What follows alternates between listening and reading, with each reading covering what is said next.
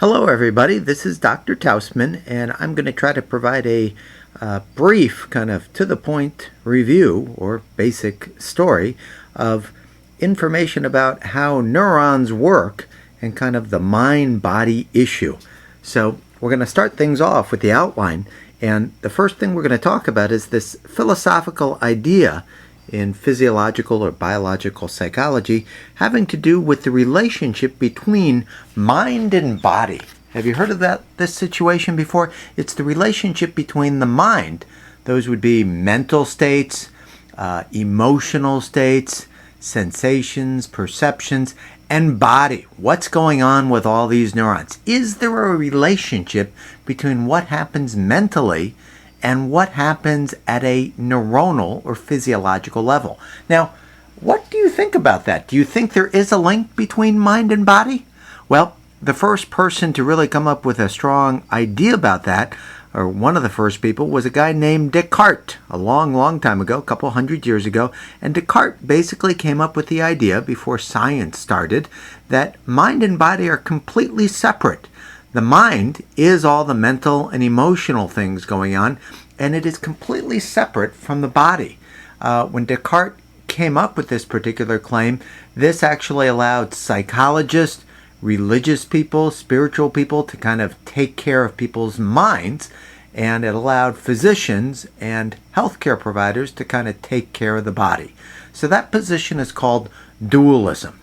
Now, not too many people believe in a strictly dualistic approach anymore, that mind and body are separate. Modern science has really unlocked a lot of the mysteries, and certainly someone like myself, who's a health psychologist, believes that mental states, mind states, are very much tied to physiological states. That position, that mind and body are kind of one in the same, is called monism. Monism is the belief that mind and body are related to each other. And from my perspective, there are two positions that I find rather worthy here. One position is called type reductionism. And somebody who believes in type reductionism believes that you could take any mental state and reduce it to a very precise physiological state. So let's say that there was a discovery a long time ago that found in monkeys that there seemed to be neurons, specific neurons, that started firing whenever monkeys looked at different faces. And so the idea of this is that we must have separate neurons that simply recognize one face for each neuron. That would kind of be a type reductionistic idea, kind of a one-to-one ability to reduce from mind to body. What most people believe, though, is not that type reductionism.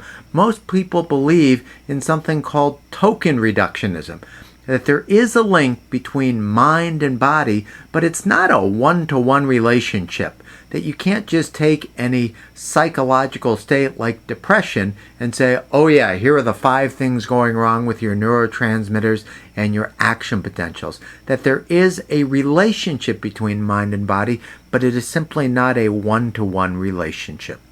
So, hopefully you understand the idea behind the mind-body connection and the different perspectives you can take on it.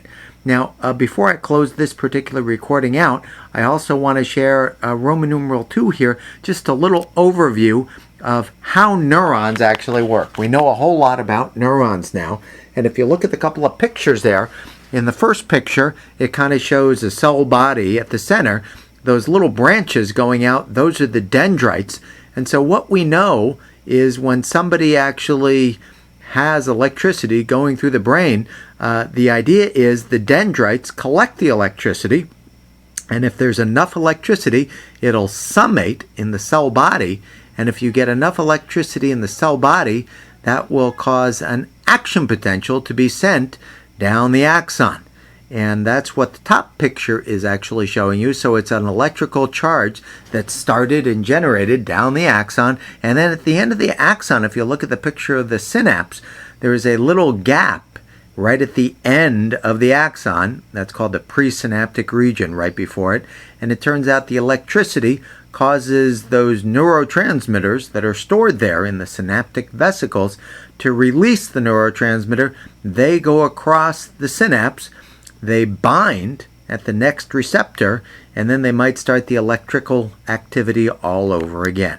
So in a nutshell, that's kind of how neurons work. What I'll start doing after this recording is I'll share with you more details on exactly how that occurs. Thank you very much. Bye-bye.